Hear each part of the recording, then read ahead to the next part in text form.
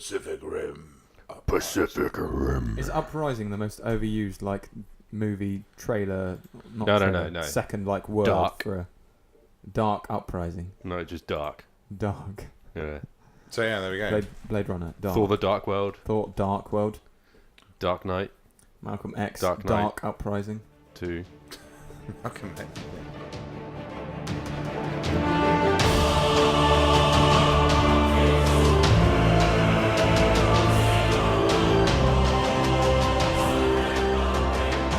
Hello, geeks and geekettes, and welcome back to another edition of the Geekstation podcast, where we talk movies, TV shows, games, and all things geeky. I am Sin, and as always, I am joined by my good friends David and Martin. Say hello, David and Martin. Say hello, David and Martin. Hello, David and Martin. Hello. How are you guys? Are you doing well? Splendid. Splendiferous. Wow, As always. splendiferous. Yeah. Feeling really good this week. That sounds like a Harry Potter spell. Oh, yeah. Yeah, it does. Stay away from that. Stop waving your wand about. Oh, wouldn't you like that? Wouldn't you like that, Sin? Yeah, So- we would like if you stopped waving it. Yeah, please. Yeah, one please. Denby, aren't Dear you? God, stop. So, has everyone had a good week? Yeah, it's been pretty chilled out. Yeah. Yeah. Splendiferous, as I said. Yeah, well, that was how you were now. I was just wondering how your week had been. Oh, no, yeah, in this general. is just a So your continuation week has been splendiferous of the as well. splendiferousness. Wow. Yeah, okay. yeah. That's impressive. Did we all manage to go and see Blade Runner 2049? I did. Yeah. Watch it last night. Yeah. Did we manage to find 2 hours and 47 minutes of our time to watch Yes. Yep. Yeah. I watched it at 7 o'clock last night. I watched it at 8:30. Ooh. it? I watched it at 20 past 4. Actually, well, it was probably about 10 to 5 actually when it started. But Yeah, Yeah. 9 o'clock-ish yeah. for me. Okay. And I Well, paid, Did you guys go with people? I went Yeah. with one of my mates. Yeah, I went by myself. Oh, really? Nice, you did it. Did the You wife did not want to go and experience. see it? Nah, she wasn't feeling very well yesterday. So. Oh, okay, fair. Oh, Fair. too hungover. So did you have it? You had a whole seat to yourself, big popcorn in one hand, drink on the other. Well, regular popcorn and a regular drink. Oh, okay. And every time I buy popcorn, I hate it Why? because it's like £4.50. Yeah. So I bought. So with me and my mate, I bought the tickets, and he bought the bus tickets in, and the Cost him more for and the that. popcorn. And when he got us both a large drink and a large popcorn, and it came to £18.50 What? for 2 large drinks and 2 large popcorns. I paid £4.39 for a large Coke, and I was like, "This is fucking It ridiculous." cost me £18 to go to the cinema last night, Jesus Christ. Well, it cost. and I walked to the cinema and back because I was like, it's already costing me a shit ton of money. I'm not gonna. Yeah, well, I was going to walk, but he wanted to get the bus, so I was like, okay, sure. Dude, you're paying for bike. it. Considering I've paid, for the tickets. But yeah, I couldn't believe it. £18.50 for a large popcorn and large drink, and the popcorn's stale as well. Yeah, So because it's it's been like- sat in that. It also costs them warm maybe thing. like an eighth of a penny to make. Oh yeah, I mean it's the Yeah. profit margin is. Oh no, not when you have all the ridiculous. toppings on top. Oh You yeah, pay yeah, £2 for pay your an fucking extra £2 mini for a couple of- Oreos. for a and little pretzels. pretzels, sprinkling. yeah. No, to be fair, the idea of pretzels with popcorn, that's good. I like that. You're working on something there. You know, I get that, but not like When they put 4 or 5 6 of pretzels, six yeah. pretzels on the top. No. And then he was like, "Do you want to take a bag of sweets in or something?" And I was like, "They're like £3.50 for a packet." No, I don't want. No. They're £3.50 for a packet of the bags of sweets, Yeah. Maltesers or whatever. And then you can get like 2 for £4.50. Oh, fucking And bargain. it's like, oh yeah, let's spend another £5 on something Wait, let me that go costs to us like Lidl £2. and pay for Yeah. 50p for one of these. It really is a rip-off. And I would go to the cinema, I think, more often if it wasn't, because I only see the big releases in films. Yeah, like I don't mind. Like I hate the fact that it costs like £10 for it's a ticket, but £13.75 you go recliner. Yeah, Which I tell you what, I'm super glad that I went for Blade Runner, but we'll get to that when we talk about it. But because I don't know how you would have sat in a seat for I went with premium. Sorry, because I was like, I'm not doing seats. standard for No. 2 hours and 49 minutes. Yeah. So not only did you go with someone and you had recliner seats and a Yes. bunch of food and drinks and stuff, Yeah. and you had a great time. Yeah. You went with someone and Yeah. you had a bunch of food and drinks and stuff. And you sat in the We just premiere. had drinks. I went by myself and sat in standard Yep. With a medium drink. with the regular. A drink. regular. Well, yeah, whatever, Yeah. medium. Yeah. Was that And then like, some woman came and sat next to me when the seats were empty and there was no one supposed to be sat there because someone took her seat and then she took my elbow rest. I What? hate that. I hate that. And it's infuriating because the elbow rests even have an arrow on them to point to which one owns the this hood. is. Oh, really? Yeah, they have Yeah. an arrow next to them saying this is for this one. So To you get the indicate what's- right-handed Oh, so one you because only that's where get- the drink holder is. Okay, that makes sense. So that's your elbow Was rest. your drink in the right one? Yes, as well? my drink was there, and she sat down there, and then she was drinking coffee. So she was, breathing coffee breath everywhere. I have something. We were in the recliner seats, and the guy next to me, let's just say he was a larger gentleman, and he had Was it like 9 foot? he had that's right, yeah, and he had Was it nachos, Shaquille O'Neal? and he had a large popcorn, and he had a large drink and a packet of sweets, and he was constantly Russell. Why don't they make? And then about half an hour in, he started snoring. Amazing. That's fucking And brilliant. he stank a little bit, and it was like I was like, you are actually. Let's just kidding review me. this man's day. So he went to watch a film 2 hours and 49 minutes. He ate food and then fell asleep. Basically, that's what happened. Fucking hell. Yeah. I had someone worse than that, to be fair. I had this. We were like. You there talking was about your 4 friend seats. now? Or? Oh, no. I went with Holly.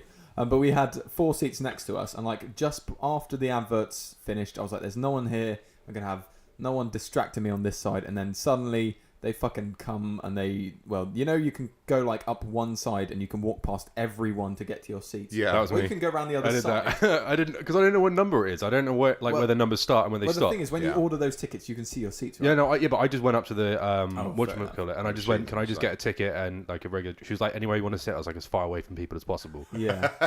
And she was like, okay, here, yeah, there's no one sat in front of you, there's no one sat behind you, and you've got one space to your left, but you've got 4 to your right, so you can just sit straight in the middle, or whatever. Yeah. And then then some fucking women came over and they were chatting for ages, and then Yeah, that's the thing. No, these people, they came past, they barged right past all through the alley, sat down, and this girl was like talking. It was like 2 couples, and this girl was talking to the guy who was sat next to me throughout the entire film. And at one point, I caught wind of their conversation. At one point, like there was one of the characters had a fringe. Yeah. And she decided to start an entire fucking conversation about how she wanted a fringe like that, and I could hear because it was like quite a quiet scene, and I was like, please just fucking watch you're not here to watch Bladerunner to fucking ask about someone's fringe, please. I was Disgraceful. so fucking irate. So we all irate. had interesting cinema experiences. yeah, but I was the guy that walked in. I walked up the right hand side. And I went, okay, this is row J. Okay, seat 21. I was like, I don't know how many numbers there are in each row. So I was like, all right, seat 21. Okay, because I'll just walk, and I was like, oh, okay, this is going far. I was like, I probably should have walked from the other side. Sorry, guys, I just need to get past. But I was already past the point of no return. Yeah.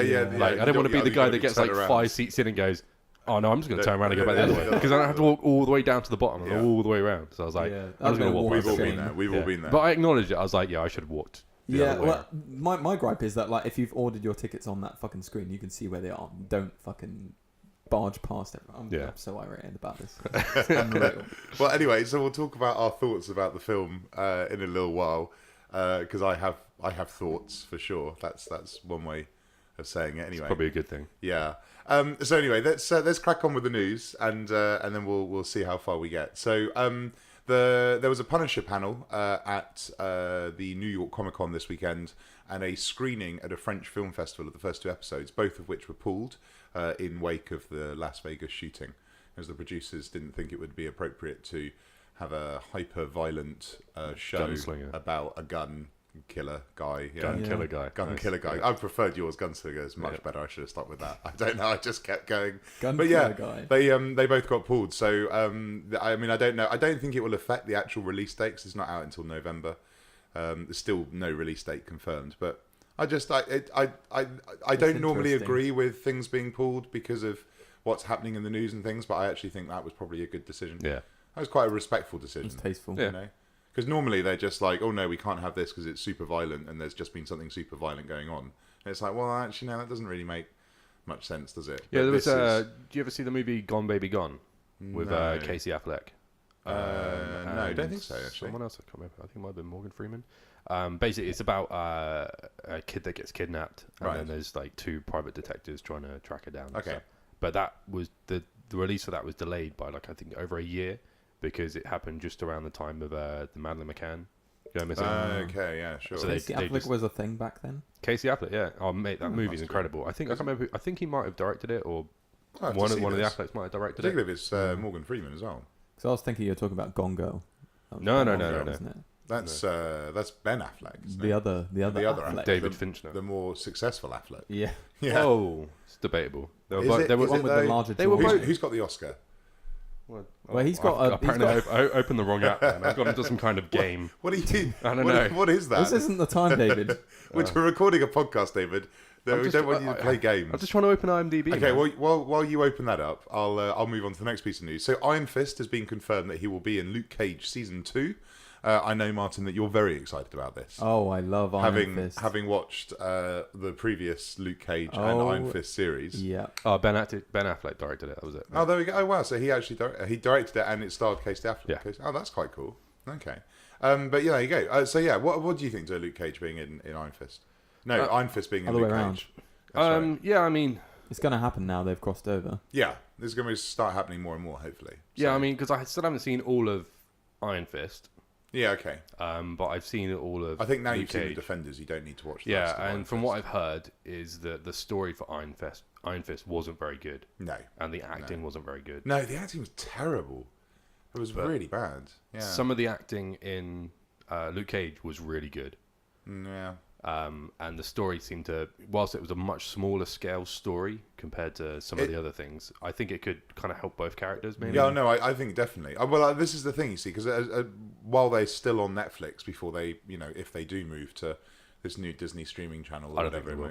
No, you reckon they'll stay? Yeah, I think they've probably got a license for quite a long time. So. I hope so. I hope it doesn't all end next year, and then that'll be it. But But I think that now they've done the Defenders, they may as well start crossing over. That's what they did with the films, wasn't it? As soon as Avengers hit, exactly. Then it was suddenly like, well, this is all fair game now.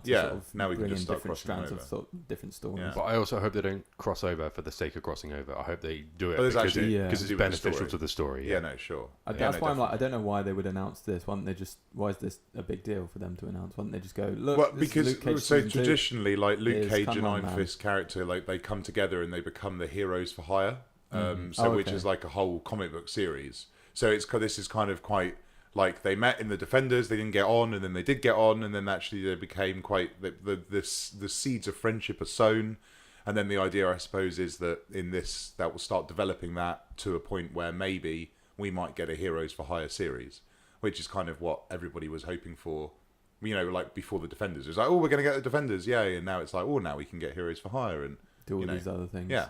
That's cool. It would make sense for them to go down that route, like the much smaller scale things for people to do, because whilst it is in the same universe of the Defenders, is still in the same universe as everything that happens in the Marvel movies, because they still reference everything that happens. Just about, yeah. Yeah, they refer to the incident. Yeah.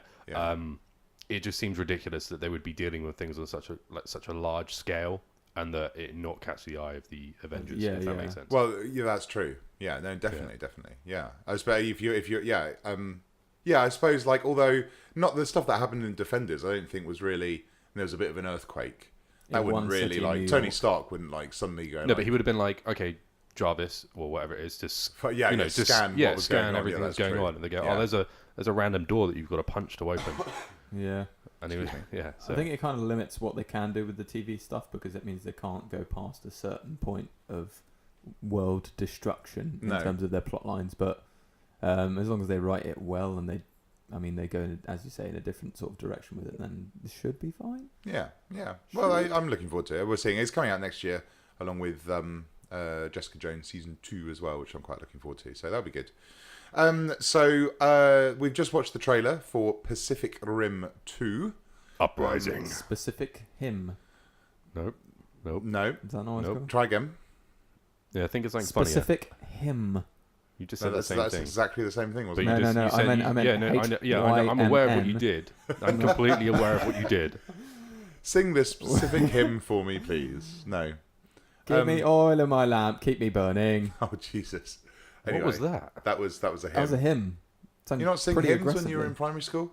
I thought you were talking about the band Hymn. No, him. Oh my gosh. Anyway, let's talk about the giant robot movie, Pacific Rim and Pacific Rim 2. Anyway, so what did you think of the trailer? Specific Him. No, zing. There you go. There. You've got it. You're on fire today, sir. Yeah, I like it. Fucking hate you. Martin, why are you bringing the jokes? Come on, man. Seriously. I'm just a forerunner for this shit, and David just rides on my coattails. You just tee him up and he just knocks them out the park. Anyway, so what did we think to the trailer? I'm looking forward to it. I mean, the trailer, it's just a bog standard action, over hype. There's a lot happening. Yeah, that's what I mean. It's 95% CGI, and then you get John Boyega's face and voice. With questionable facial hair.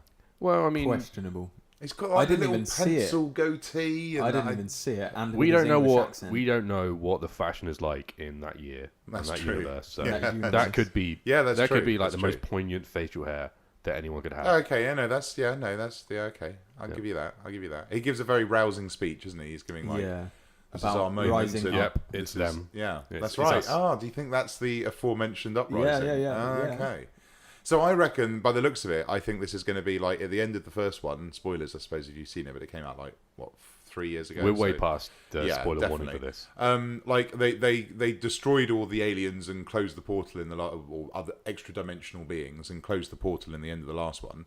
So I reckon this one's going to open with the robots are like the different nations are fighting each other, then the robots. That'd be cool. And then what's going to happen is then the creatures are somehow going to find their way back, and then the people that were fighting each other then have to like team up weakened to take out. How do you think they're going to get to Earth? Do you reckon it's going to be another random portal that opens, or do you reckon they're going to like crash land? Okay, I reckon that there's going to be some. You think Charlie Day's going to do it? Charlie Day. I think there's going to be some weird, strange subplots, like really small subplot with a couple of characters, and you're like, "What are they doing? What are they doing?" And it'll be called The Gang Opens a Portal. And they're gonna open up the portal. And then realise, that's what's going to happen. It's going to be like the main plot is going to be faced with the two things, and they'll be. Do you reckon it's because Dee didn't do the dishes? Yeah, Jesus, yes. It's going to be because of that. Yes. Frank's randomly firing a gun. Frank is like the main enemy. Yeah. So yeah, it looks quite good, but I didn't like the first film, so I'm not really. In one of the scenes when what are they called again? They're not called Jaegers. They're the Kaiju. Kaiju. That we go. Yeah. Oh, It looked like one of the faces was like rebuilding.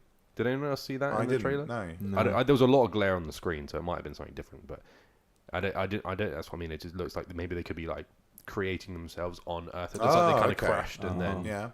Or maybe like they're genetically. Maybe they're not actually. Their DNA is. They're just maybe they've cloned them, or I mean, it could be anything really. Couldn't it? Yeah.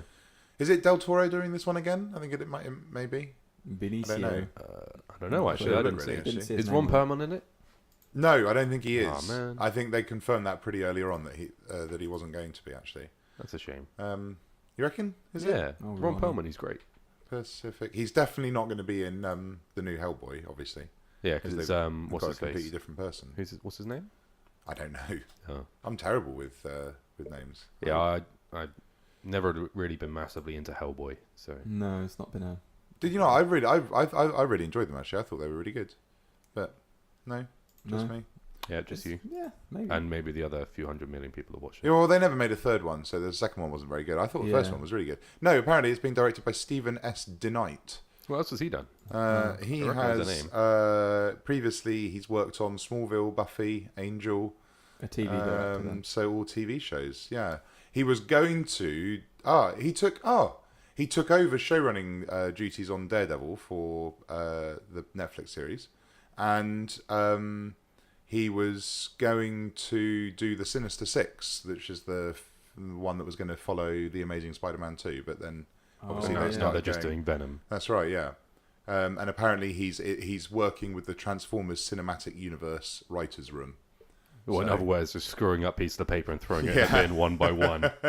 But Del Toro is producing, so there you go. He's got to get his money, doesn't he? So yeah. He started the franchise, I guess. He's the man. So that looks all right. So yeah, we'll I'm see. looking forward to it. I love the first movie. Yeah. Like it's a terrible movie, but I loved it. It's one of those films that's just like it's just in your face action. Like it doesn't try to be anything else. What you're getting. Exactly. Yeah, it doesn't. Yeah. And for that, I can't fault It's not like Transformers. It's trying to be something amazing, which no one likes. Are they trying to be something amazing? The Transformers films? It's Michael Bay. He thinks he's the best thing that's happened to people's eyeballs. So sure, okay. Sonic the Hedgehog is getting his own live-action film. Oh, fucking kill yourself. So apparently it's going to be a mix of CG and live action, so presumably Sonic will be CG. Well, I figured it wouldn't be 100% live action. Because unless you can find a super speedy blue hedgehog. Just get a blue hedgehog and you spray paint it blue. And then you roll it down a hill. Well, just at really small rings. CG and some little rings, yeah. But yeah, it's still in early development. They don't even have a script yet. But this is unnecessary. That's unnecessary. This is so unnecessary. There's lots of stuff that's unnecessary. If they're going to do films, if they're going to do a film, it should be all CG. Because otherwise, it's going to be this horrific thing. Do you remember Sonic 06? Do you remember that game? No. There was a CG thing where he fell in love with a human girl, and it was the fucking weirdest thing ever. It was weird. Because I think this is going to be when they say it's a mix. I don't think it's going to be like Sonic in the real world. I think it's going to be like Dr. Robotnik, but Dr. Robotnik will be played by an actor, Danny DeVito, with crazy hair and stuff like that, and then Sonic and maybe Knuckles and Tails or whatever will be CG characters. So it'll be like Space Jam-y. Yeah, I think possibly, okay. yeah. I think that's they should stop doing this. What? Just why do they need to do? Because Sonic or just game to film? Game to films. Because, yeah, they really do. Because they've already hit the point, the pinnacle point that they can never beat, and that's Super Mario. Super Mario 1980, whatever the fuck. Such a bad. I think it was the early 90s. I don't think it's quite as. Oh no, yeah. Late. But yeah, Bob Hoskins. Oh, and that other dude that I can't remember his name now, and it had a second that ago. was Italian such a terrible. New Yorker. There's loads of stories behind that film. Like when no they showed one wanted to make it. Yeah, no one knew what it was, and like when they showed it to the execs, they were like, "What have you made? Like what is this?" The Goombas were the best thing that ever happened. The little tiny, they were crazy. Didn't they have like a huge budget for this as well? Yeah, it was massive. Yeah, I think it took like 3.5 years to make. It was like super like that. But no one knew what the hell they had made. Sonic is going to be as bad as this. Yeah, no doubt. Well, we'll see. It will be a couple of years. Sonic will probably be worse. So there will be, by the time you're listening to this, there will be a new Justice League trailer out, which I was really hoping would drop before the recording, so we could watch it and I could pull it apart, rip it apart. But just keep it in refresh on the YouTube trending page. Well, that's what it's exactly basically what I'm doing. If everyone can hear like a continuous tap, there's just Sin hitting F5. It does come out. Yeah. Just keep going until it comes out. League trailer live now. Oh, do you know? I think it may have actually dropped. We may have to take a break to watch it. Maybe. No, we could watch it on recording. We're not going to watch it while we're recording. But everyone loved that. That was top number one. Like I said, I've got 100% rating on that at the moment. So yeah, 100%. Yeah, you have. Yeah, the one bit of feedback we've heard from it. Yeah, absolutely loved it. See, there we go. I can give you some feedback as well. No, I don't. I'm not sure if it. I'm not sure if it is actually. When did it? How long ago did it come out? No, well, there's one that came out 33 minutes ago, but I'm not sure if it's the actual trailer. And then there's somebody that's doing a live analysis of it, so I'm pretty sure it has just dropped. Oh, okay. But we'll see what. Yeah, we can. Anyway, we got to take a break in a bit anyway. So the film's out in November the 17th, I think, something like that. Countdown it's now like less than 6 weeks away. 5 weeks or something like that. Okay, can I just put something out there? Please. When we watch the movie, and obviously everyone is looking forward to hearing what you think about it, there has to be some kind of forfeit if you like the movie. Because you shit all over DC continuously. If I come out and you actually have to get a Justice League tattoo. If you don't hate this, if you don't hate this movie. If I don't hate if you don't hate it with a burning passion, I'm not getting not a tattoo.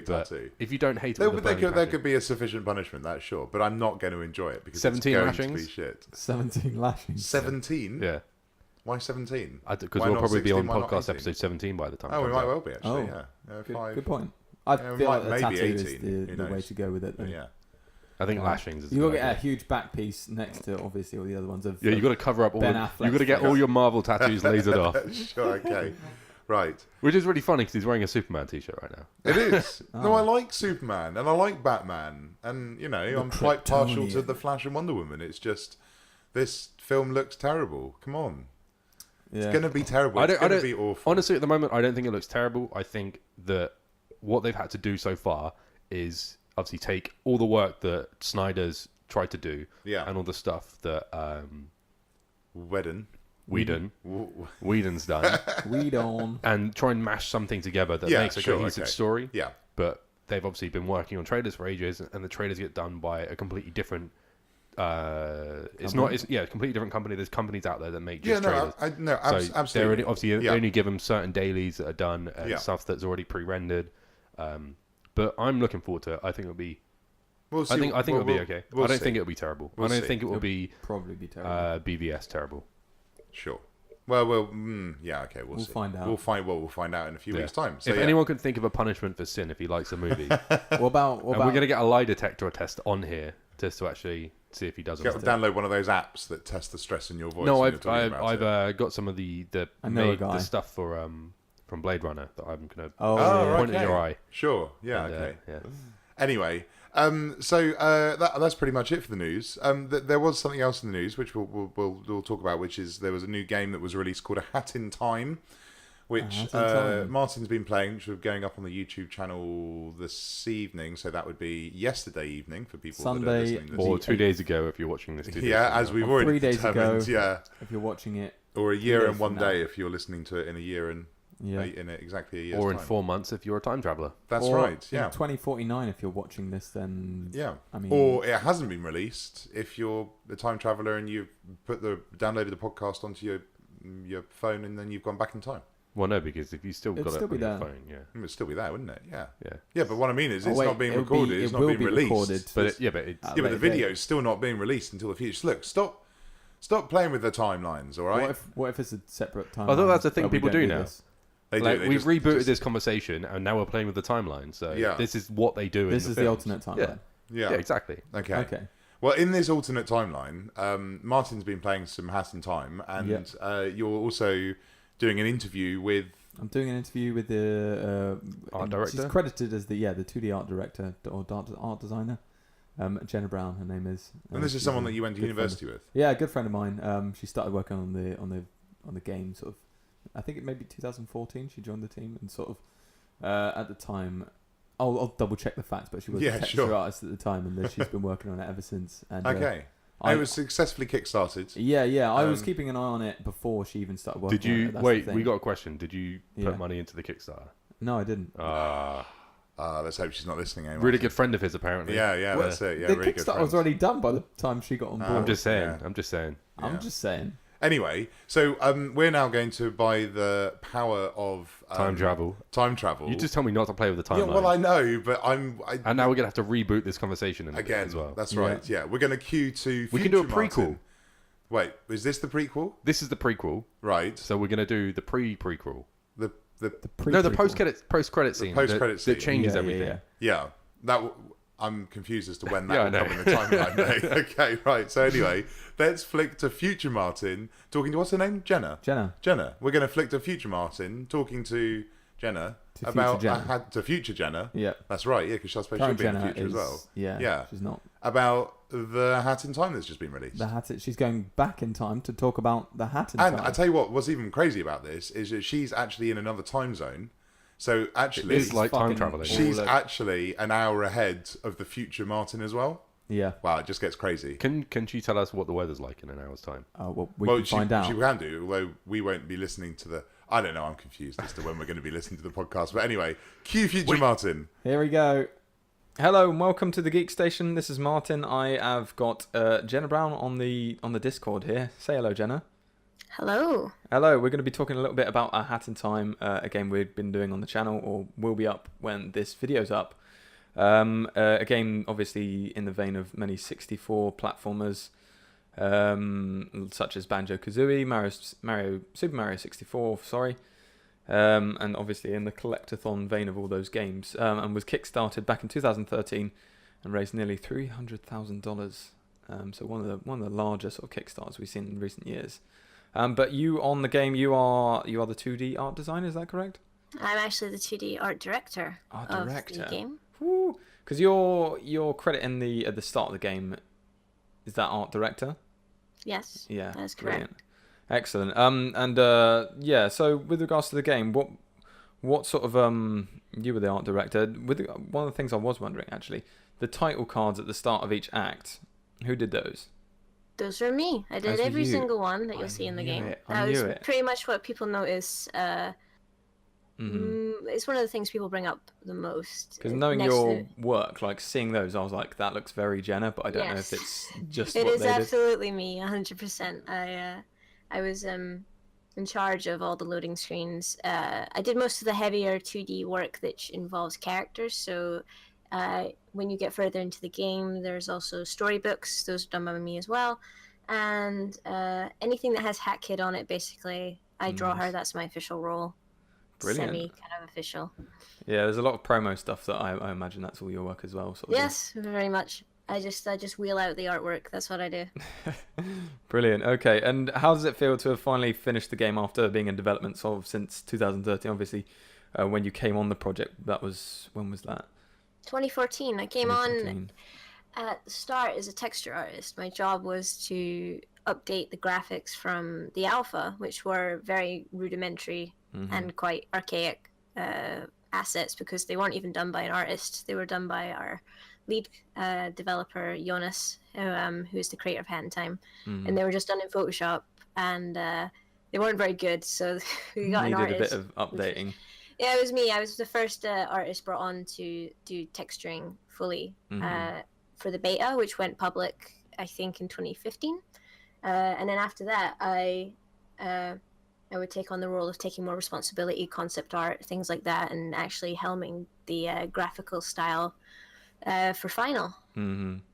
It has. I mean, looking at some of the alpha stuff back then, it has come really far, and it's got a really high level of polish. It's very surreal thinking like in 2014. I didn't expect the game to get as ambitious as it did. I didn't expect to have as much responsibility as I did, and I didn't expect to invest so much of my life into it. Yeah. And to see it out there now, and to see the reception, and to see everyone enjoying the game, like the review. Yeah, lovely, and the reception's been awesome. From we couldn't have asked for anything better, and the backers also love it. So it's the best case scenario, and it's still taking a moment to sink in, seeing my art on people's avatars. Yeah. I mean, online. It must be so surreal seeing that sort of stuff. I mean, Sin brought it up this morning. It was on PC Gamer on their front page or something like this. And to see all the Metacritic reviews coming in, I was looking at some of the earlier ones, and they were all positive even then. Yeah, but even now, it's. I was expecting like around 7s and things like that. That's what I from my realistic expectations. But people have been giving it 8s, and some people have given it 9s, and it's been extremely flattering seeing a lot of YouTube reviews as well, saying how much they love the game, and how some people have said it's their game of the year. Oh yeah. And it's been overwhelmingly positive for us, and I couldn't be happier. Brilliant. Okay, now talking about obviously a game that came out earlier this year, Yooka-Laylee. There's quite a lot of parallels between that and this game, obviously trying to harken back to that era of the 64 platformers. And obviously that was made by the guys who did all that stuff at Playtonic back when they worked at Rare. Where do you feel you've gone differently? I mean, obviously that game it seemed to be, a lot of the reviews felt it was in over its head, and it tried to expand on it more rather than, or go deeper into the older sort of stuff they did right, rather than trying to bring in some new aspects. Where do you feel you've done it differently? The difference between our game and with Yooka-Laylee is that I think the sources of inspiration were much wider for our game in terms of the scope of what kind of platformers that we were looking at when we were designing a lot of the acts in A Hat in Time. We went for a Super Mario 64 for the core foundation in terms of like level selection and the platforming coming first, that kind of mantra. But then when we looked into what we really liked about platformers, it was going more towards GameCube kind of games like Sunshine and Paper Mario and going to Psychonauts and Spyro, and we picked a lot of things that we liked from all these games, and we picked what we thought worked and put it into our game, and put our twist on it to give it its own kind of like voice, so to say. So we didn't really want to harness like the nostalgia factor. The Yooka-Laylee, which obviously was Banjo-Kazooie and Banjo-Tooie to a T, but it felt like its scope was very narrow in terms of like, instead of working with what was positive about the genre in general and how it's evolved beyond the N64. They kind of just were kind of limited to that kind of scope, also because of the pressure of the Kickstarter, and those expectations were like sky high for a real honing like tribute to Banjo-Kazooie. With us, it was more a honing tribute to platformers in general, to that era, as you say, it goes beyond that, and obviously a lot of some of the bits I picked up as well is very Wind Wakery some of the little bits, obviously the cell shaded sort of look of it, and the crawl, like the noises you make when you crawl is like exactly the same, like the little yes. like tippy sounds or whatever. We have a lot of, we don't shy away from what we're inspired by. We are very on our sleeves. Like while we do a lot of things that are us, we do appreciate and respect a lot of the platformers that came before us, and we're not ashamed to admit, oh yeah, is that a Wind Waker kind of reference? We have a skin in the game that is basically Link. You can have Link colors as a costume, and we're not ashamed of that. And we have like Sunshine Dream like scape levels. Yeah, I feel those the Rift levels are very much inspired. But we don't try to shamelessly take that kind of stuff. We take what worked from them, and we just want to appreciate that and put out its own thing, and then people love that kind of stuff, and it gives them exactly what they wanted from a Kickstarter in terms of having a platformer for the modern age that has those nostalgia factors and the games that they love and what they liked about platformers, but mixed in with the modern expectations of what a game should be in the era. And we were very inspired by Wind Waker. The inspiration comes from mostly when it was in alpha, and that we had cell shading and face plates and stuff like that on the human characters.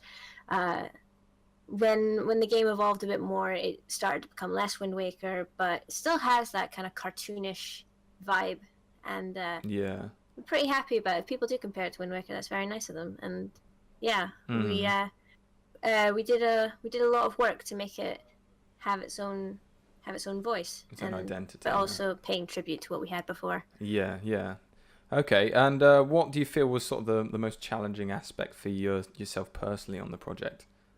Oh, I think it would have been Chapter 2, because when I joined, when I was an art director, one of our first challenges was to make Chapter 2 work in general. It's just like, okay, we have these two characters that are highly contrasting to each other. Make this work.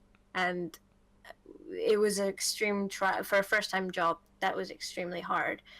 Lots of challenges cohesively to make it like enjoyable and not just like shoehorned and cringy. And it was like hair-pulling moments during that development of Chapter 2. But when we got the movie studio thing, it was so crazy. It just might work kind of concept, like throwing it at the wall, and it paid off really well, and it's actually one of the most enjoyable acts of the game. So I really do after Chapter 2 things got a lot easier, but that one was like a hair-pulling moment. Was that a bigger challenge for the team as a whole also, do you think? Yeah, absolutely. It was because before it was like science owls versus music penguins gangster thing, and we were looking at it and it was just like, this doesn't work. None of it works. We had the first act has to be a cohesive way to explain both the rivalry with two characters extremely contrasting each other, have nothing in common, and like visually it was a mess, absolute mess. So when we sat down and we had to really put our heads together, there were so many trial and error pieces, and once we figured out a cohesive theme, because I was like, we can't do this unless there's actually a theme that brings it all together, or else it'll all fall apart. People will notice that it just doesn't work. And that's where you came with the sort of movie studios theme for it. Yeah, when we did the movies, like Jonas was like, well, crazy idea, why don't we try do a movie studio? And I was like, it's so crazy, it might just work. I'll give it a shot. And we concepted a few things, and we started, why don't we start the first act in a movie studio? Like an actual formal movie studio, and these guys are trying to fight for a movie award, and you're the star of the show, or I don't know when they are. It felt so ridiculous on paper, and some of the team were rightly saying, it was like, I don't know this work, and I was like, we've got to try. We've got to run with it, Go with it, and I'm so glad that we did in the end, because it's one of the most endearing. Like, a lot of people love that chapter a lot. They think it's very fun, and it's weird, but it also helps the game stand out a bit more away from Lafayette Town, which is very stereotypical homage to Delfino Plaza, kind of going down that vein. It's what you expect from a tribute kind of game, but then when you get into Chapter 2, you're like, oh, okay, this is going a bit different. This is something now. new here. And then when you get into the acts in chapter 2, there's a murder mystery. There's like a train like action scene. There's like a parade and all this stuff like you really don't see it coming. And it paid off in the end. But I would not want to do that again. We're not having that. Having that nightmare scenario. I'm at the start of that level, so I'm really, really looking forward to sort of getting into that now. Then to see, because I've seen some of the start of it where you're sort of sliding between the two sets, and I can see where it's sort of going with that sort of stuff, and I'm really excited to get into that. Actually, it's going to be every act in chapter 2 is contained, so every act has its own special level design and all this stuff. So when you get to, I think Murder on the Owl Express is coming up, and that's one of our stronger ones. People love that one. So it's very humor based and it's very Psychonauts-y kind of based. So look forward to that one. Yeah, the game. From what stands out to me so far is the humor in the game is like really like it's there. You see it right off the bat. A lot of the stuff when you check objects and bits like this, it just stands out, and I think that's one of the reasons it has sort of so much charm. Who did the majority of the writing for that sort of stuff? We had 2 writers on the game. We had Jonas, who's our lead creator, and then for interactable objects, and a lot of the writing came in with Aaron Lomas, who is a level designer as well. So they would both work together, and Aaron knocked it out of the park with the humor. It was absolutely hilarious. Like some of the stuff, he would do the interactable objects. He would do a lot of, especially this like a corgi quest on the computer, which is like a homage to old text adventures. One, yeah.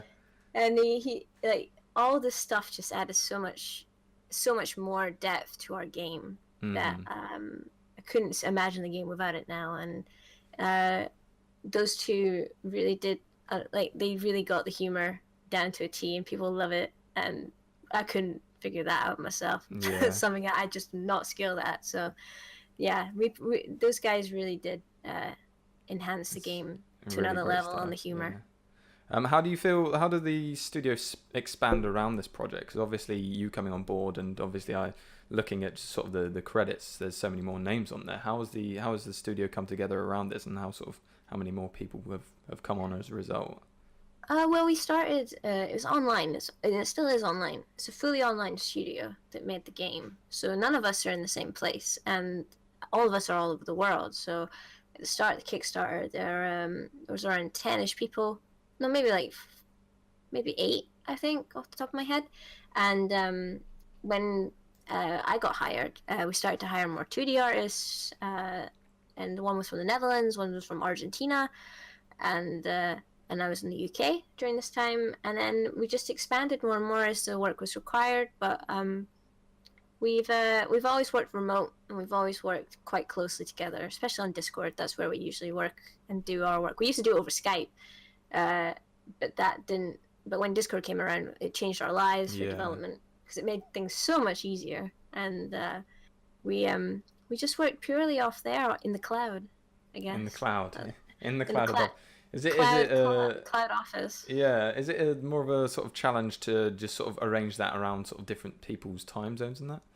Well, the project leads, so myself, William, who is our 3D director, and our composer Pascal and Jonas, all the main leads were in the same time zone roughly. So that was a huge plus, because then we could all negotiate and figure out what we were going to do and negate the tasks to our team members efficiently on different time zones. But we all knew exactly what work was being done, when it needed to be done by. And we could coordinate closer when we were leads. So that really helped a lot, having everyone on near same-ish time zone, an hour or less between, that were actually the chain of command, so that we could just push the roles out cohesively down the line. And we didn't have to worry about like different time zones interfering, because we would do it on weekly timelines, just to keep it all up to speed and on schedule. And it really worked. Like, we did a great job once we started getting into an office kind of mentality for deadlines, for like weekly deadlines. It really helped with our organization. Push productivity. Oh yeah, well, we got so much done in a year and a half, 2 years. Like, once we started using Discord and getting into like having the whole team together as one place, I started doing like organization. And when I became 2D art director, I could man the 2D team and also help around with the general art direction. And put input into different different channels and all this stuff. Once we started doing that, it went lightning quick. Like the production was skyrocketed, and it really shows as we went on into further chapters. Like if we get to Alpine Skyline, that is more of a result of what we can do when we're all on the same page and the same deadlines at the same time. It was a very proud moment to get that out as fast as we did. Brilliant. With regards with Gears for Breakfast, what do you have any plans for the future? Are you planning to sort of stick together to look to sort of make games in the future, or any potential sequels to the title or anything like this? Well, currently we're looking at developing the 2 DLC stretch goals that were made for the game back in during the Kickstarter. We have 2 additional chapters that we're making along with co-op and New Game Plus and developer commentary. Once we get, we're going to be working on that through 2018, and then after that, we'll really just see how well the game does first, because we just want to take it one step at a time. I mean, the ideal scenario is to get a studio. That would be ideal, but because of our situation, it's a bit odd. We just want a studio, and then once we get a studio, who knows? It would be nice to see what we could do, but if we wanted, we don't really feel like jumping into the sequel if we ever did one. Like, it wouldn't be immediately because it would be too stressful. So something smaller would be cool, but we'd have to have a see. But our plans for the foreseeable future are just to keep working on the game. Brilliant. That's excellent. That's all the questions I have time for. Obviously, plenty more we'll discuss later. But thank you for coming on and discussing that with us. And I wish you all the best, and the rest of the studio also with the release of that. And obviously, I'll be playing through it just to see and give you my full opinion once I'm done there. No problem. Thank you so much for having me on, and hope you enjoy the rest of the game. Will do. Thank you. And now let's back to you, Sin, in the studio with a past version of myself. Bye. And thank you, Future Martin, for that, I presume, enlightening interview, because obviously it's happening in the future. So, yeah. So we've just managed in the break, and we'll talk about this briefly, and then we'll move on to the main feature. We've just watched the new Justice League trailer. Oh, I can't wait. I'll take that as a yes. I can't wait for this movie. It was just so bad. It was awful. I enjoyed it. Did you now? Yeah. I don't think it looked what exactly? Which bits of the trailer did you enjoy? I just enjoyed all of it. Yeah. Yeah. Yeah. The whole thing I like from start to Ezra. I like finish. Ezra Miller as well. And Yeah. I think it'll be good. Yeah. Yeah. I'm looking forward to that. I don't like the I'm looking forward to it. I'll say that now without hesitation. With the whole when like Aquaman's in the air, He's saying, and "My he's man." flying, and then What? the cyborg grabs him and then I throws didn't know him, he could and fly. then he apparently so. And I don't think it necessarily. and then he flying. I think lands it's probably just on been the. thrown or Falling something. with style. No, Yeah, I think no, he he might have is. just been Yeah, thrown he or is. blown back by something. He was so. picked up by I think he was, and then he got picked up by the cyborg and then thrown, and then he went all the way through, and then the Batmobile blew itself through a building, and then he landed on the thing. Oh, it was yeah. like, yeah. That happens. I can't wait for this movie. I can't wait to watch it, and I think we're gonna have fun with it. I told you I've been saving up my turds, and I can't wait. So What does that mean? to shit all over it. Okay. He's been eating a lot I of think laxatives. you're unnecessarily hateful towards the DCEU, even though the DCEU's never been a term No, that's coined true. by them. Yeah, cue the news from last week. That's right. So, was that the time travel? Martin's just appeared in the room. Whoa! What Wow. year is this? Crazy. Maybe he's going to bring some new jokes. Maybe. Whoa. Anyway, This is an alternate timeline where David isn't such a fucking bastard. Oh wait, he is. That's every timeline. oh Jesus. Yeah, I guess so. And that was really mean, actually, Yeah, as well. this is Dude, you I'm got fucking angry. mean to you because you're mean to everyone. I'm never mean to you. I'm mean. I'm the karma When have I of the ever been mean universe. to you? You've always been mean. To That's me. not true. So anyway, Did I My invite you out for a specific drink? him joke? the You didn't. anyway, the Justice League trailer. Just watch it, because then you'll if you're can't like wait for David, it. you'll get excited for the new film. And if you're old and boring and, you Age- have a lot of Marvel tattoos, Yeah, then, that's you me. Then you're Then probably you will sick. all my Marvel tattoos. Yeah. Anyway, right. Let's move on. Let's talk about You're the main getting one feature. done right now.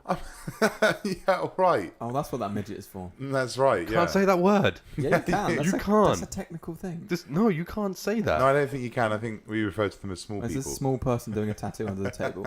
Okay. Sorry Anyway, about that. let's talk about Blade Runner 2049. because that's what we're here to talk about. So I thought we were just here to bitch about our movie experiences in the cinema. Well, we were, but you know. So so far, it's expected to make $100 million worldwide in its opening weekend, and has got an 89% rating on Rotten Tomatoes from 232 reviews. The reviews are in, and apparently it's very, very, very, very, very good. We all watched it. What did we think of it? I enjoyed it. I enjoyed a lot of it. This film. I hated it. Yeah, well, you would, because it's not a Marvel movie. No, it's not to do with that. I thought it was slow. I thought it was boring. See, I thought it was. I did not think it was slow at all. I thought really. I was really expecting it to be really slow. Just for the runtime. Yeah. And it didn't. To me, it didn't seem like a 2-hour, 47-minute movie. Really, for me, I thought it dragged a little bit, but they could have cut an hour out of it easily, and it would have been. There was parts when the plot kind of did slow down, or even maybe even stumble, but I think it picked it up well enough. It held your attention well enough. The visual style of it, the sound design of it, all was. And Ryan Gosling was incredible. Ryan Gosling literally expressed the most emotion I've ever seen that man express. Even though in this specific movie he's designed not to have emotion. Not to have emotion. And he broke down I was like, that's contrast. No, for sure. No, don't get me wrong. There were some incredibly powerful performances. Even Harrison Ford was good in this. It really hits you in the face, doesn't it? Yeah, nice. And visually, the film looked stunning. I mean, it looked incredible, gorgeous, absolutely and the sound design was amazing. And I can't fault it on that at all. Everything had bass in this film, including gunshots and punches. Yeah, the bassiest things ever. And all of that, I just think all of that combined just ended up being combined into a bad film. I didn't like the overall finished product, which is a real shame because I enjoyed so much of it. I just didn't. I came out of it and I just specifically didn't come together without spoilers at the moment. Yeah, no, obviously, we'll do spoiler free and then we'll go into spoilers. I don't know, just as I say, I thought the plot was a bit weak. I think it was a bit too obvious. I think there wasn't enough to keep my attention going. There was just large gaps where nothing happened. And I don't mind nothing happening if it's for a reason, but it seemed to only be to pull off some big long sweeping shots, which while beautiful, I'm all about that, was just kind of like, why we don't really need that here. And I think the film was was trying too much to be like the first film in terms of groundbreaking, and I think it was trying to build up this whole symbolism mythos behind it with all the cinematography and all the stuff and all the speeches and some of the stuff that Leto goes into. But there's that. Well, that's the other thing as well. I mean, we'll talk about that in spoilers. But I mean, I was really hoping something powerful from his character, and he's only in it for 10 minutes. He was in it for less in this movie than he was in Suicide Squad. That's exactly what I said to my mate when we came out. I was like, it was completely unnecessary for him to walk around blind. For the whole, exactly. Yeah. So, as I say, don't get me wrong. I enjoyed it because it was really good sci-fi, and I loved how they pulled in bits from the old film and kind of you could tell that the technology had moved on, but it was still quite the technology. They kept the analog technology, but improved it exactly than just going everything's like touchscreen and all of that, which I thought was brilliant. And it had some really really nice, really touching moments. I mean, the very last, I suppose actually the penultimate scene, actually, which we'll talk about in spoilers, I thought was incredible. Ryan Gosling was amazing in this. I mean, all the actors were good in it. Mm-hmm. But I just felt, as I say, when it comes together as a film, I just didn't. I'm not going to rewatch it. Let's put it that way. It's not one that I'm going to go, oh, I can't wait till I see that again. I think it is worth that with the knowledge of the ending of the film and where it goes. And obviously they're setting up for maybe more. No. You don't think so? No. Yeah, the director's already expressed interest in making another film in the same universe. I think some of the stuff in the ending does lend Blade itself Runner to that. 3, and the fact that the ending wasn't really what. Well, it wasn't I mean, without getting into spoilers. What happened? So the general storyline though, I enjoyed. Yeah. Whilst some of it was, fairly not obvious, but if you've seen a lot of movies and you understand how they go along with stories and everything, you can kind of guess what's going to happen, and what's what and who's who. And this, I thought some of the main twist in it was pretty well done, and they did well to almost bring Harrison Ford's character from the first one and make him a very important part of the story when he wasn't necessarily in the first one. I think they did that really well, and I really enjoyed the story. As I say, maybe it was a bit slower at points, but I think that's where maybe they were pulling in different characters to build to the ending, and this whole that bit at the end, to build that moment and to set it all up moving forwards. I think that's the reason why some of it. Yeah, I think because obviously when I watch movies and I watch TV programs and everything like that, I watch it for the performances and the attention to detail behind the scenes. Yeah. And because the performances in this movie were really good, I think that's probably why I enjoy this movie more than yourself, because you watch movies for a different reason. Yeah, maybe. I suppose maybe. As I say, because I think, as I say, the performances and it looked incredible and it felt incredible. It's just, and when we talk about spoilers, we're going to talk about individual scenes, and there aren't many actual. When something actually happened in the film, I absolutely loved it. But as I say, when you put all of those together back to back, they just didn't make a very good 2 hour and 47-minute experience. It makes me wonder why you love Game of Thrones so much, because nothing happens for a lot of that as well. Because the story to that is incredible and it's rich and it's full of backstory that is explored and developed, whereas this isn't. There's moments in this film where they talk about the blackout and they talk about the war and they talk about stuff that happened, but they don't talk about it. And that really annoys me, because instead of having a long sweeping shot, why don't we have a bit of exposition as to what the blackout was, what happened? If you want to know what that is, you have to watch the prequels, the three short things that came out. But the way with this movie, you're supposed to understand it and learn as Ryan Gosling does. And obviously, he even mentions, like, no, the blackout was before my time. He doesn't know that he's put on this earth. Yeah, he was put on the earth to be a police officer. Yeah, okay. And so he's got one job. That's what he does. He wakes up, does his job. Yeah. He's a Bladerunner. He goes and hunts down replicants that have gone missing. Then he comes back, reports to HQ, then goes home. Yeah. A table that's got one chair. Yeah. It's got one bowl, one fork, one spoon. He eats the same thing every single night. And then the next day he wakes up, he does the same thing. So you're learning everything as he learns it. So you have to go through the same motions that he does. So that's why they didn't explore all that, because if they explored all that, you would know more than the main character. Yeah, it would definitely be much more stuffy and have to potentially be longer to go into detail with that stuff anyway. But I don't think it would have had. They would have had to skim over it. They would have had to then cut other bits. Because there's parts in this film that nothing happens for like 10 minutes. You could have a conversation in that time instead of having a long sweeping shot of, like, when they go to Vegas and they're entering the city. There's just shot after shot after shot. I mean, there's a whole minute. I think there's a whole section where he's like slowly walking through the. And don't get me wrong. Again, looks incredible, sounded amazing, completely unnecessary. The visuals for that scene were based on a sandstorm that happened in Melbourne. Right. You can look up. There's photos online of the sandstorm that happened, and it kind of looks the same, the colouring and stuff. Yeah. I thought it was a spectacle, but I feel like him walking through there, you don't know much about Vegas as a city. You don't know what really happened there, but that whole panning and sweeping sort of shots you get do give you an insight and a bit of almost exposition into what happened in this place. But not really, because it doesn't give too much away. Because it's up to the imagination. It's a dead city. You know it's a dead city because you know that a dirty bomb went off. You know what we know of Vegas now. You know what their universes tend to look like with their cities, and you know how it ended. So I mean, it doesn't. I don't feel it gives you nothing. I feel it gives you something. It gives you an inkling. It gives you an insight into what happens. And obviously, as it goes into some of these places, it does sort of expose what went on there and what it looked like. Yeah, maybe. I don't feel like that's obviously given you enough into what. As I say, I was really, really let down by the film. Really, really, really let down. Yeah. Yeah, obviously, like I said, we watch movies for different reasons. Yeah, for sure. Bug on my neck.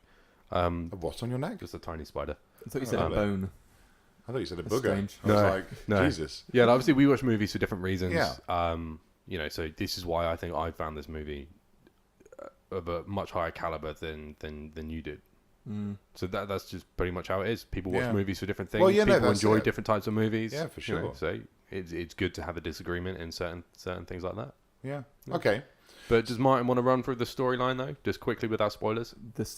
Without spoilers. Yeah. You want me to go through the story without spoilers? Yeah.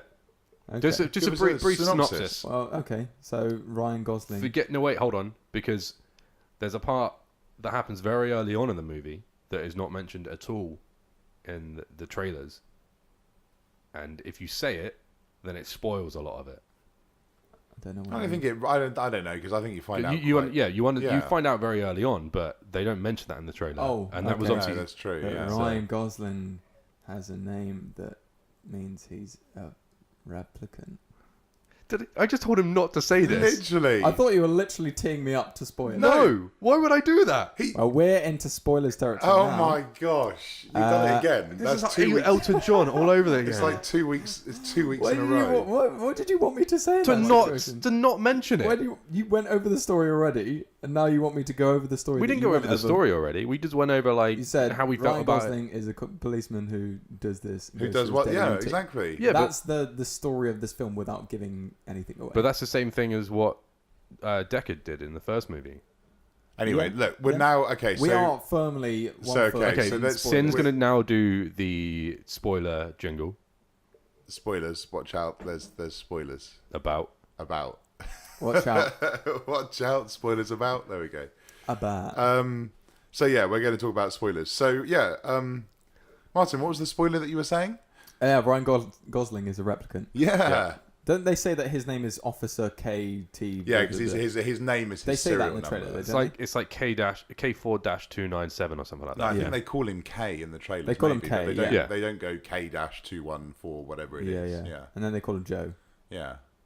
Well, I mean, then he finds out later on that he's called Joe because that's the name of the program that he was talking to. Yeah.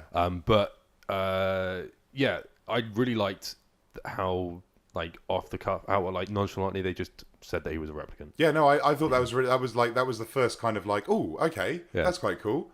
And it was just like a nice kind of intro. Mm-hmm. It was like, oh, okay, yeah, replicant. It was like when he's just walking down the hallway and people are like, fucking skin job. Yeah. And he just cowers and he hates it. Yeah.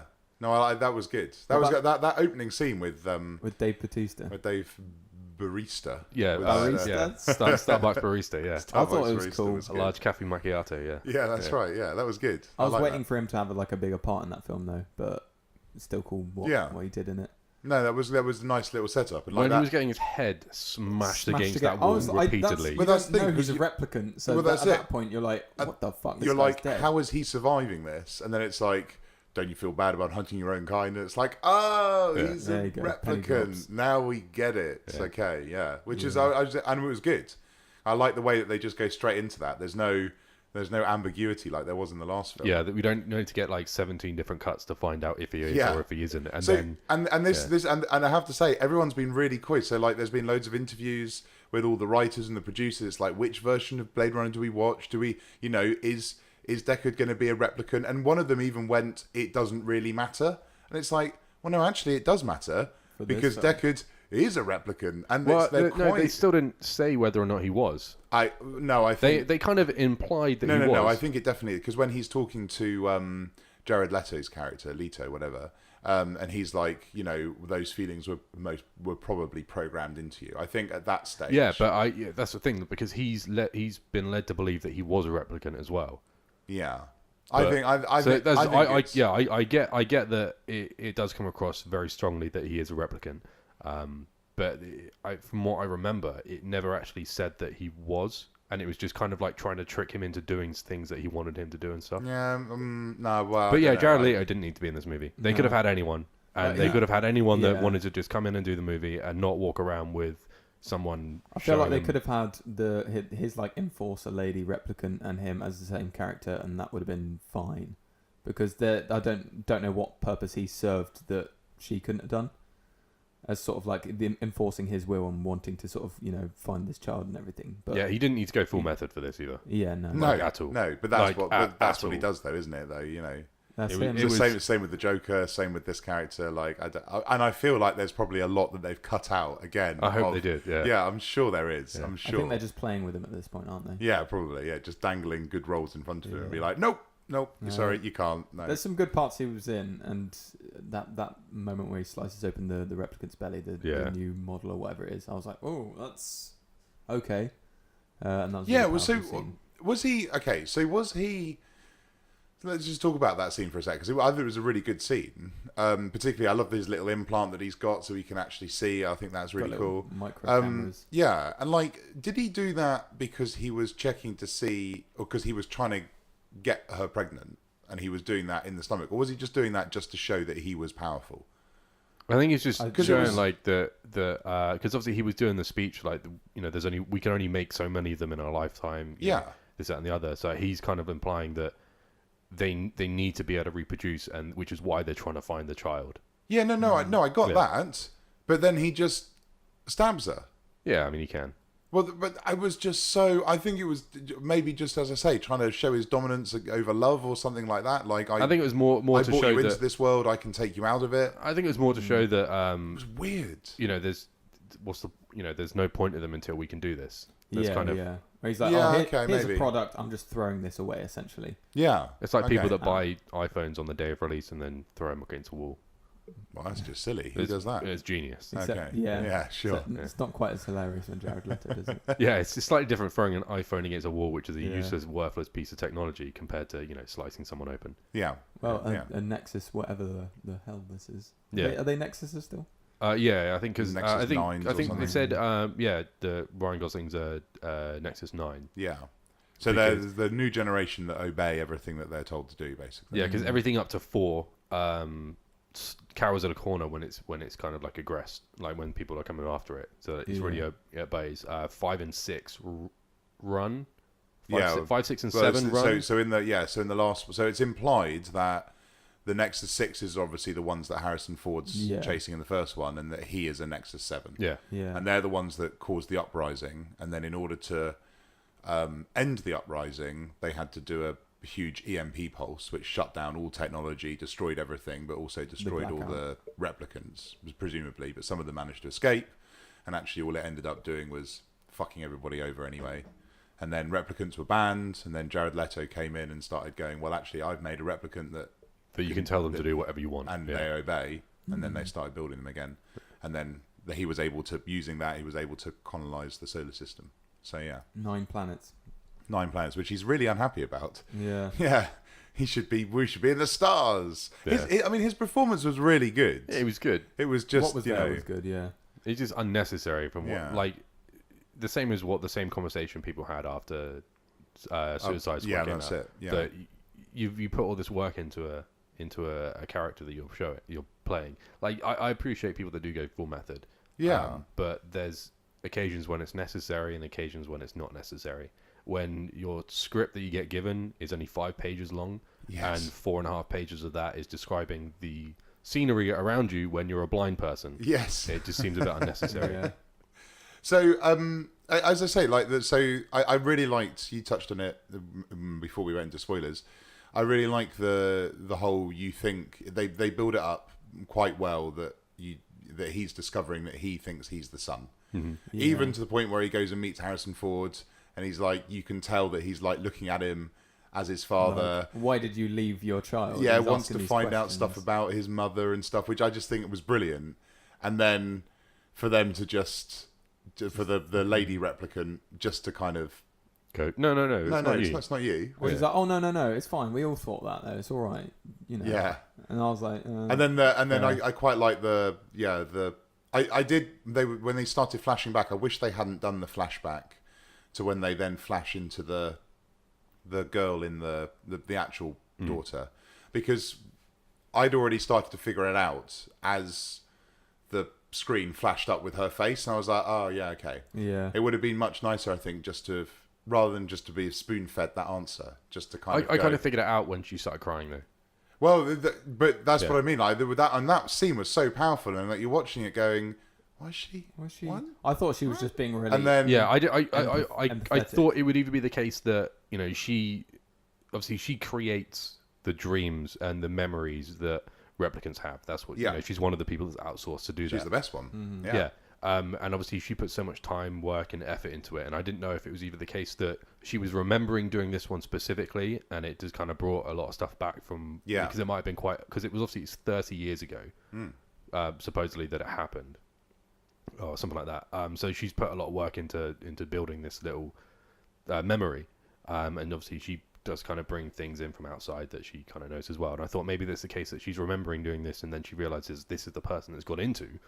And that's why she's getting emotional about it, because she very rarely meets replicants that she's given memories to, so she can kind of like go to and fro with. That's it. Or it was the other case that it was her memory, and obviously it's that one. But watching Ryan Gosling just like break down and just from the moment he walks in to the moment when he leaves, they're just completely, that's where he changes as a person, like in how he is. Well, he goes off his baseline, doesn't he? Like that baseline thing was weird. Yeah, wasn't it though? Yeah. Although I quite liked it though. I mean, get it was why. weird in a good way. Interlinked. Yeah. Oh. Yeah. And then like when he's like, the officer's like, you're way off your baseline. Yeah, when they said the baseline, I was like, okay, that makes sense. I know why they're doing it now. Yeah. You're way off your baseline. He's like, it's because I've just killed a kid, basically. Which I just thought was really. It was, as I say, like there was some really, really good scenes. I liked the I liked the look and feel of everything that happened in Vegas and everything like that. I just felt it was just too. I want to know where the dog came from, though. Well, we don't know, do we? Yeah. Was it a fake dog? Ask him. Dog. Which I just thought was brilliant. Okay, I want to just very quickly talk about not the final scene, but the scene where they're in the cars in the water. Oh, yeah. Did you not like that bit? No. What part of that did you not like? It was just too.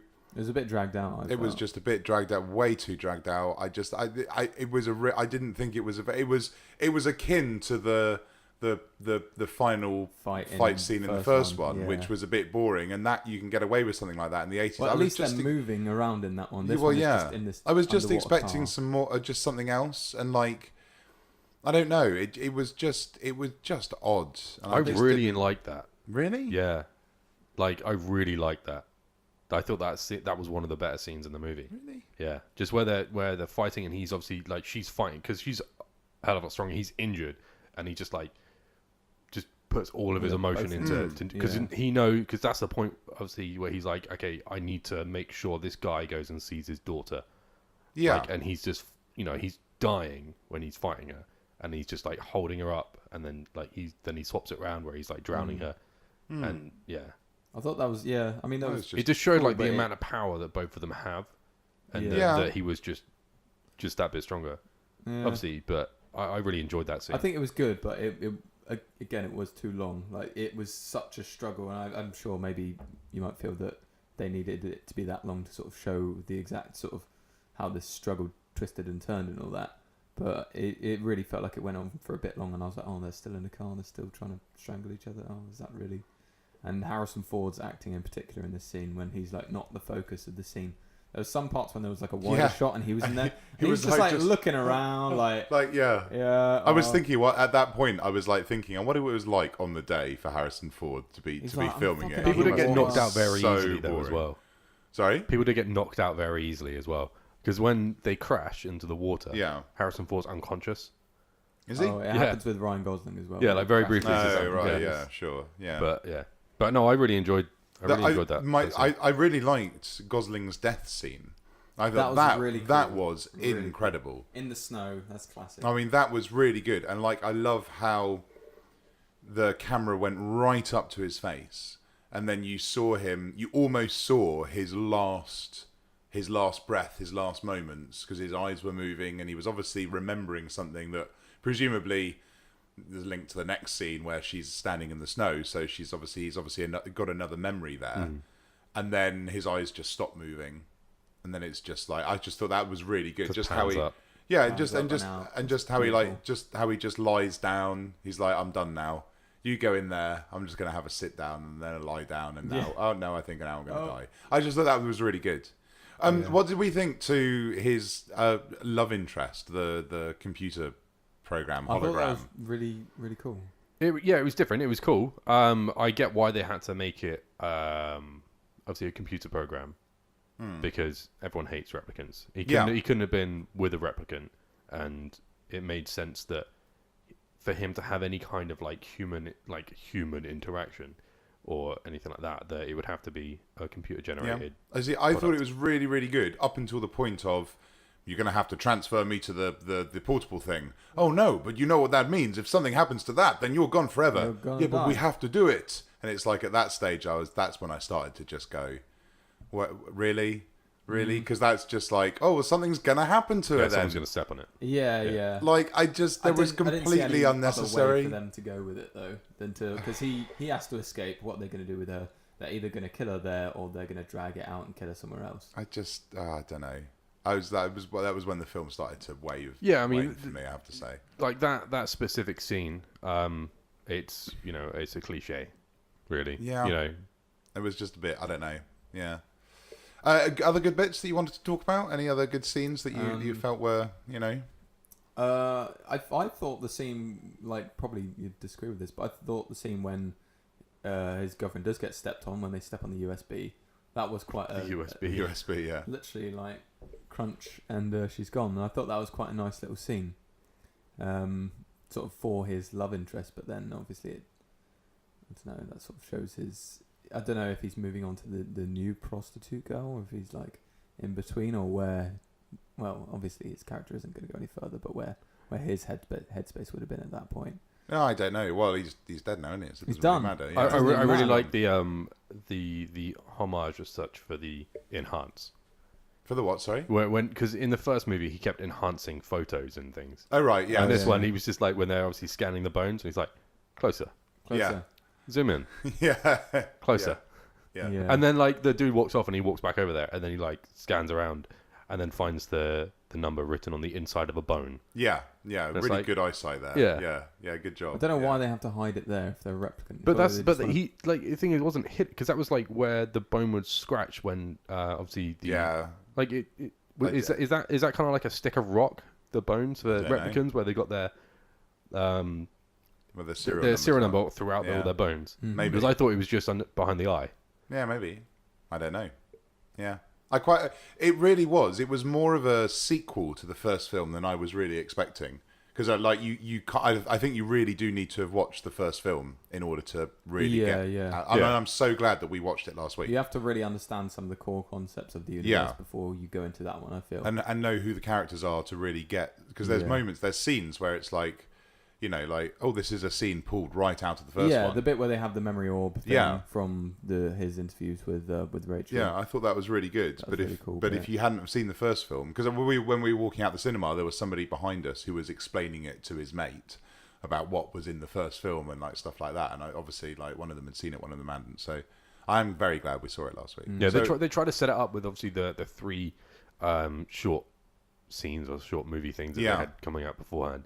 So it would kind of entice people that hadn't seen the first movie because then they could watch those and kind of understand a bit. Which, it's a kind of clever way of doing it. Yeah. Because, it's not very often a movie comes out 30 years after the first one. And there is a direct sequel. There's a direct sequel that has everything to do with the first movie. Yeah. So it's kind of clever the way they did that because then, people that didn't necessarily want to sit through another 2.5 hour movie that they might not enjoy that's obviously made in the early 80s.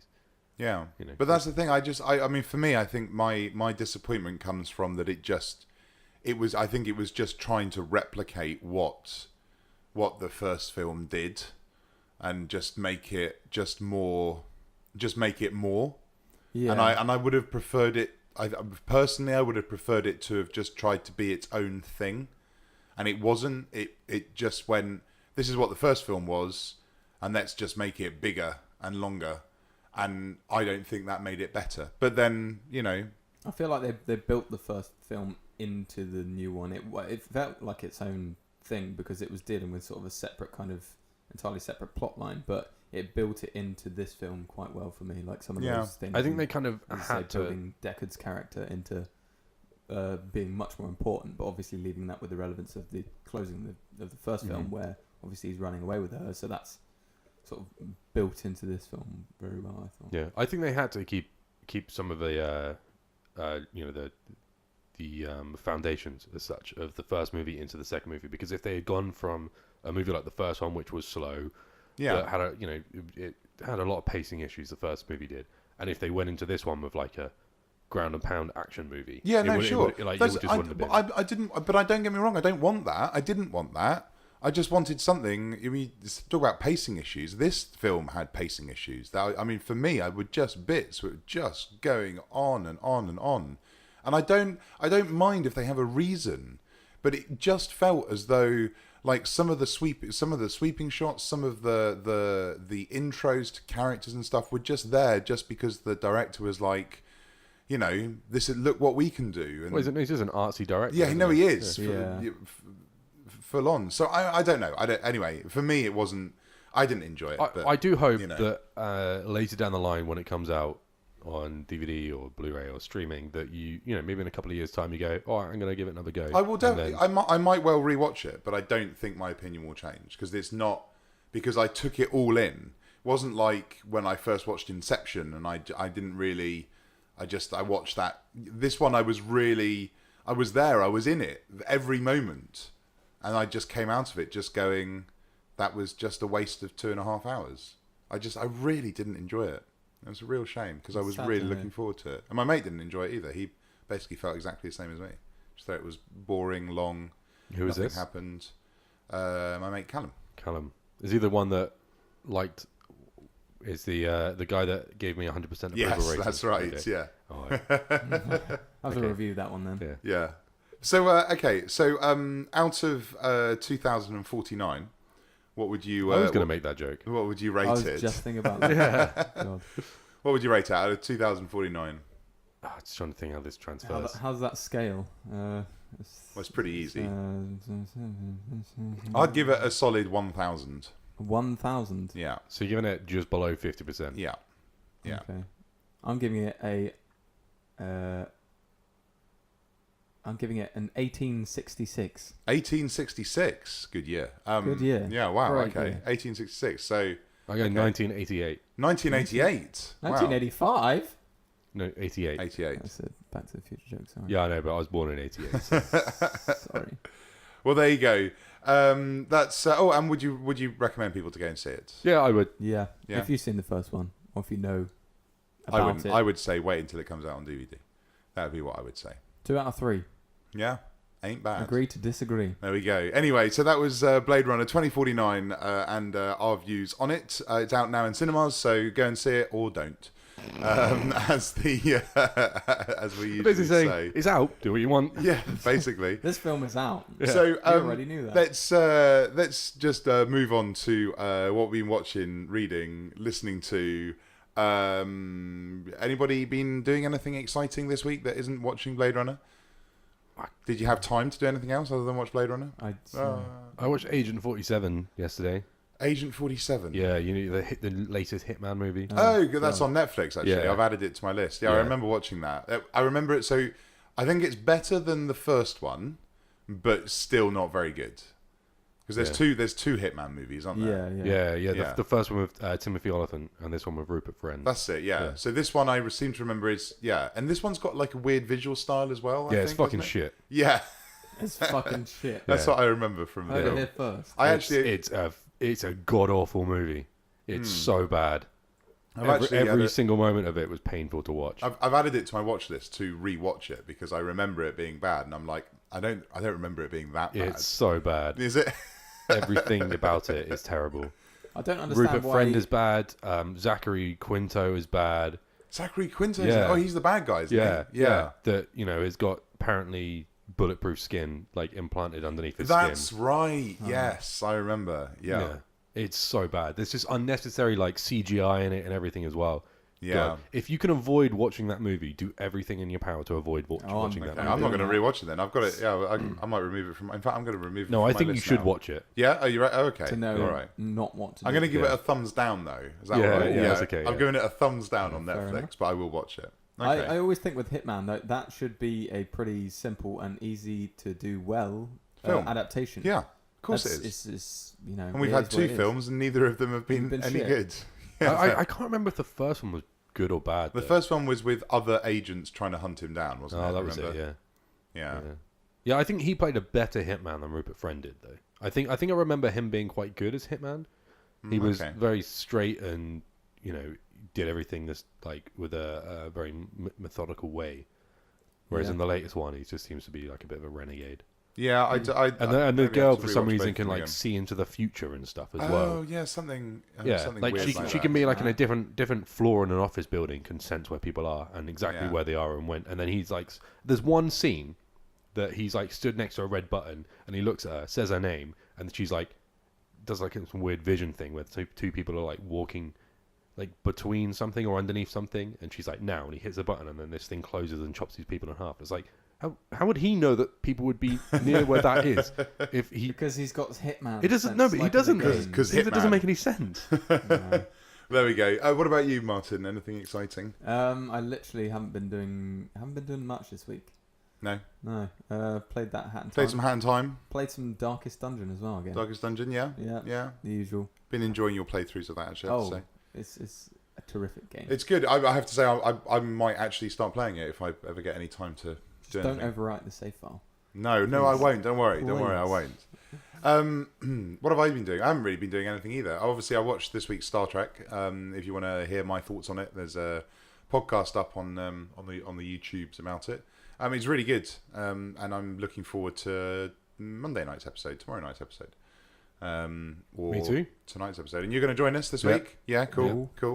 Yeah, I couldn't make it last week because I was dying. Yeah, but you're okay now. Still alive?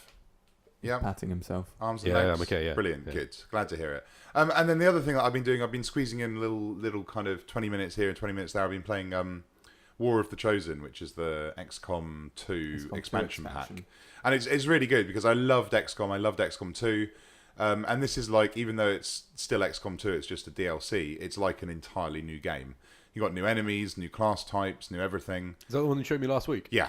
Yeah, it looks cool. Kind of turn-based strategy game. It reminds me a lot of how people play Warhammer. Yeah, it's basically it's digital Warhammer. I mean, it's really good.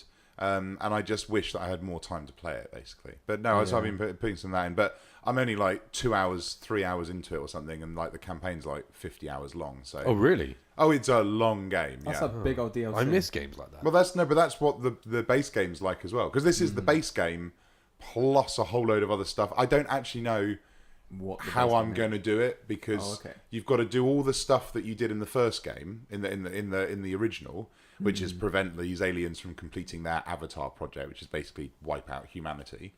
And you've also got to do all of that, but you've also got to wipe out these 3 Chosen, who are like these uber assassins that just randomly attack you on the battlefield. Like, so you'll be doing a mission and you'll be going really well, and then one of them will just teleport in and be like, well, I'm going to ruin your day now, and you haven't prepared for it, and it's just so, and then you have to hunt them down and then destroy them, and then they've also got these different factions, different resistance cells. Are you still playing on the hardcore mode? No. That was so funny last week when you showed me that. Oh my gosh, yeah. No, yeah. So I was playing it like that, and then I played the mission after the one that I was showing you, and my entire squad got wiped out, and I was like, because of one silly mistake, because basically I made is unforgiving. It really is. And I was playing it on Iron Man mode, and I ran all my guys behind what I thought was some cover, and I was like, right, they can sit here, then next turn they'll go round the corner, they'll shoot you, and they can make it to the extraction. Simple.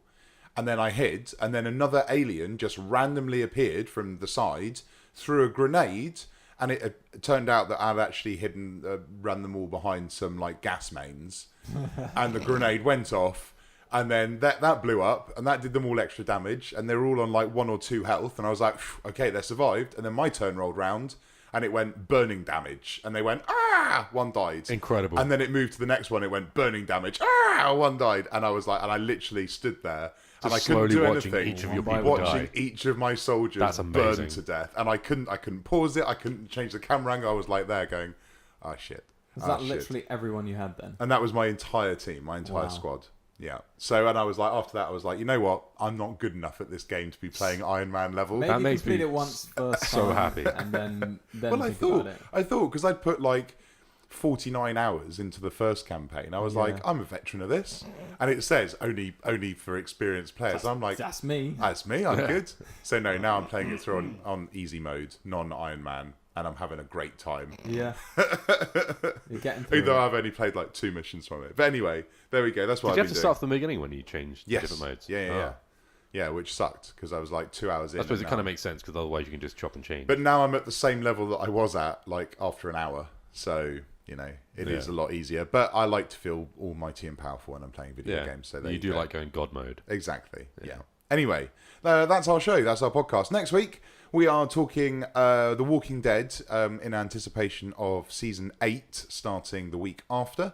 And we will be playing our favourite game, Survived or Died, with Martin. Yep. Because Martin hasn't watched The Walking Dead, have you, Martin? Not that much. No. Yeah, I know. It's going to be Game of Thrones all over again. Well, maybe. But so we're going to be playing that where we basically will give Martin some scenarios of characters, and he lets us know whether they survived or died. They all died. Or got turned into a zombie, quite possibly. I don't know. That doesn't really rhyme, does it? Survived, died, or zombie? Zombified. Zombified, survived, died. I don't know. Anyway, we'll figure something out. We'll let next you week. work on that. Yeah, thanks. So that's what we're talking about next week. In the meantime, you can find us on Facebook, facebook.com/The Geekstation. You can also, if you're listening to this on iTunes, please, it would be awesome if you could give us a little review. If we do, one of you two's promised to sing it. Martin's going to sing it. Martin's going to sing it. That's it. Yeah. Committed to that. Yeah, and if you're listening to this on YouTube, then it would be awesome if you could hit like, give us a subscribe, and also check out some of the other videos on the channel. Have a look. Because there's a lot on there. And we'll be recording some more after this. You can find me on Twitter at Mr. Cincinnati. David, you are At David TGS. at David TGS. And I am at Marto TGS. Why isn't it Martin TGS? Do you want to go through this every single we do, week? yeah. Do you want me Every to single threaten week. Martin TGS every single week? So it's Do you want Marto. David to make that joke about being Martin TGS every single week. But he Yeah, actually is, I'm though. actually I do actually have it. We've got like a little private do? Facebook Yeah. chat. It's so funny. It's great. Oh, I bet. Anyway, I bet. so yeah, at Marto TGS for Martin, at David TGS for David, and at Mr. Cincinnati for myself. I suppose the only thing to say is it's goodbye from me. It's goodbye from Sin. It's goodbye from me. Excellent. We'll see you next week. Bye. Cheers, guys. Bye. Fuck. Rumble. Fuck.